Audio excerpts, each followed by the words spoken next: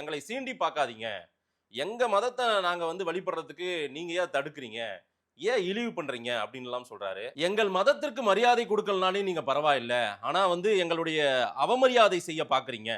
இந்துக்களை சீண்டி பார்க்காதீங்க. சாது மிரண்டால் காடு கொள்ளாது அப்படின்லாம் சொல்றாரு. இங்கு நம்ம வந்து இந்துக்களுக்கு ஏதேனும் பாதிப்பு ஏற்பட்டிருக்கா என்ன? வழிபாட்டு உரிமையை ஏதேனும் பறிக்கிறாங்களா என்ன? அப்படி ஏதேனும் சிக்கல் இருக்கா என்ன?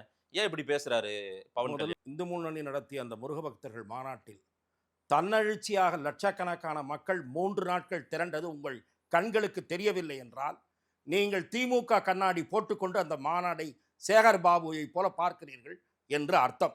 மாநாட்டுக்கு 2 நாட்களுக்கு முன்பே மதுரை மாவட்டத்தில் உள்ள ஒட்டுமொத்த மக்களும் அந்த மாநாட்டு பந்தலை நோக்கி படையெடுத்தார்கள் என்று நாள்தோறும் தொலைக்காட்சியிலே வந்த செய்திகளை நீங்கள் பார்க்கவில்லை என்றால், கி வீரமணி, சேகர் பாபு என்ற 2 லென்ஸுகள் பொருத்திய கண்ணாடியில் நீங்கள் அந்த மாநாட்டை பார்க்கிறீர்கள் என்பது என்னுடைய முதல் குற்றச்சாட்டு. அவர்கள் ஆன்மீகத்தில் நம்பிக்கை இல்லாத போலி ஆன்மீகவாதிகள்.